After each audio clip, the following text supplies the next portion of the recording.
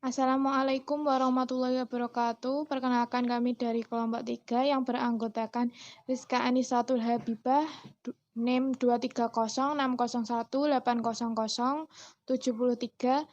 Yang kedua Mbak Niken Rahma Ardila, NIM 23060180075. Dan saya sendiri, Koirunisa Almaratus Solika, NIM 23060180098. Kami dari kelompok 3 akan memaparkan materi tentang isolasi mikroba.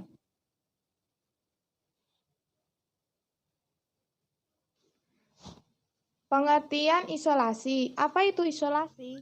Isolasi merupakan proses pengambilan bakteri dari medium atau lingkungan asalnya dan menumbuhkan pada medium buatan, sehingga diperoleh kultur murni atau biakan murni.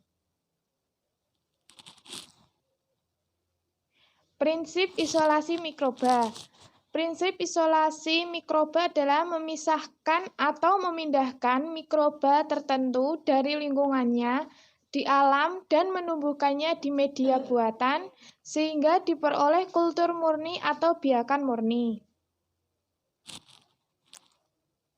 Yang selanjutnya mengenai beberapa faktor yang diperhatikan dalam melakukan isolasi, yaitu ada sifat setiap jenis mikroorganisme yang akan diisolasi. Yang kedua, media pertumbuhan yang sesuai. Yang ketiga, cara menginokulasi organisme tersebut. Terus cara menguji mikroorganisme yang telah diisolasi sesuai dengan yang diinginkan, dan cara memelihara agar mikroorganisme yang telah diisolasi tetap merupakan kultur murni. Fungsi media isolasi mikroba yaitu untuk membiarkan bakteri, mengirim dan menyimpan bakteri untuk isolasi, mempelajari sifat koloni, pertumbuhan mikrobiologi, mempelajari sifat biokimia, mempelajari sifat fisiologis, dan yang terakhir penghitungan jumlah mikroba. Selanjutnya saya akan menjelaskan mengenai jenis media kultur yang umum dipakai untuk isolasi bakteri. Yang pertama ada eosin methylene blue atau EMB. Secara umum, media isolasi untuk membedakan bakteri Enterobacteriaceae, indikatornya Anilides atau eosin atau methylene blue.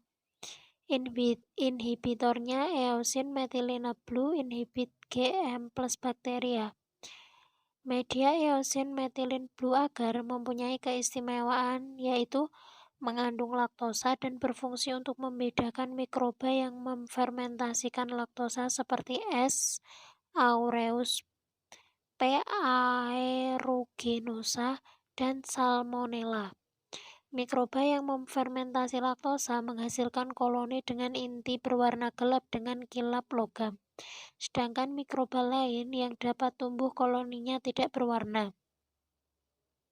Yang kedua yaitu McConkey agar atau MCA.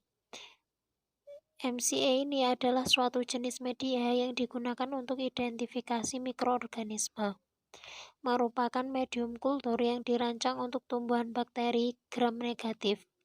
Indikatornya phenol red dan inhibitornya bile salt crystal violet carbohydrate source atau laktase. Carbohydrate source laktase LF. Untuk yang ketiga ada nutrien agar. Nutrien agar adalah medium umum untuk uji air dan produk dairy. Nutrien agar juga digunakan untuk pertumbuhan mayoritas dari mikroorganisme yang tidak selektif dalam artian mikroorganisme heterotrof. Media ini merupakan media sederhana yang dibuat dari ekstrak beef, pepton, dan agar.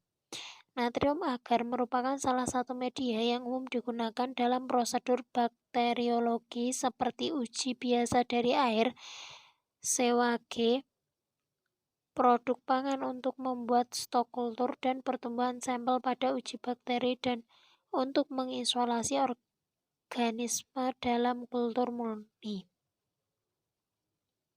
Yang keempat ada nutrient brothers. Nutrient boards merupakan media untuk mikroorganisme yang berbentuk cair. Media sama dengan nutrien agar. Yang kelima ada MRSA atau Deman rugosa sarpe agar. MRSA ini merupakan media yang diperkenalkan oleh Deman rugosa dan Shep pada tahun 1960 untuk memperkaya penumbuhan dan mengisolasi jenis Lactobacillus, mengandung polisorbat, asetat, magnesium, dan mangan yang diketahui untuk bertindak sebagai faktor pertumbuhan bagi Lactobacillus. Yang keenam ada Trypticase soy board atau TSB. TSB adalah media board untuk isolasi bakteri dan penumbuhan bermacam mikroorganisme. Media ini banyak digunakan untuk isolasi bakteri dari spesimen laboratorium dan akan mendukung pertumbuhan mayoritas bakteri patogen.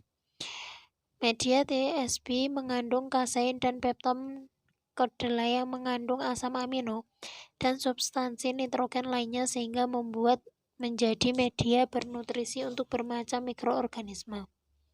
Selanjutnya, plate quartz agar atau PCA. PCA digunakan sebagai medium untuk mikroba aerobik dengan inokulasi di atas permukaan. Media PCA ini baik untuk pertumbuhan total mikroba atau semua jenis mikroba, karena di dalamnya mengandung komposisi kasein enzimik hidrolisase yang memiliki asam amino dan substansi nitrogen kompleks lainnya serta ekstrak yeast mensuplai vitamin B kompleks. Yang terakhir ada potato dextrose agar atau PDA. PDA digunakan untuk menumbuhkan atau mengidentifikasi yeast dan kapang. Dapat juga digunakan untuk enumerasi yeast dan kapang dalam suatu sampel atau produk makanan. PDA cocok untuk pertumbuhan jamur.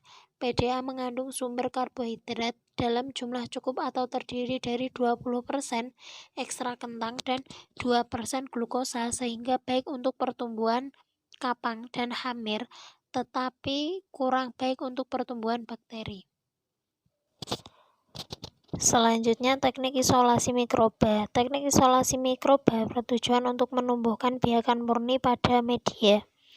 Ada dua teknik, yang pertama teknik cawan tuang dan yang kedua teknik cawan gores. Teknik cawan tuang adalah agar mendapatkan koloni murni dari populasi campuran mikroorganisme adalah dengan mengencerkan spesimen dalam medium agar yang telah dicairkan dan didinginkan yang kemudian dicawankan. Untuk teknik cawan gores umumnya digunakan untuk mengisolasi koloni mikroba pada cawan agar sehingga didapatkan koloni terpisah dan merupakan biakan murni.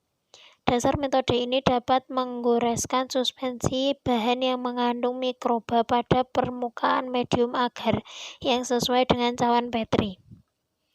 Berikut gambar teknik goresan. Yang pertama ada teknik goresan T, di mana sebelum kita menggoreskan kita membagi 3 bagian dalam cawan membentuk huruf T.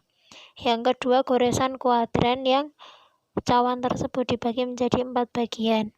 Yang ketiga ada goresan radian, di mana goresan yang pertama kita membuat radian terlebih dahulu, kemudian kita menggoreskan dengan sinambung sampai 3/4 cawan Petri. Yang terakhir goresan sinambung dari awal sampai akhir yang tidak terputus.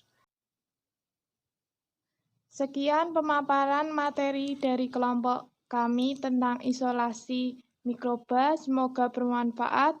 Wabillahi taufiq wal hidayah. Wassalamualaikum warahmatullahi wabarakatuh.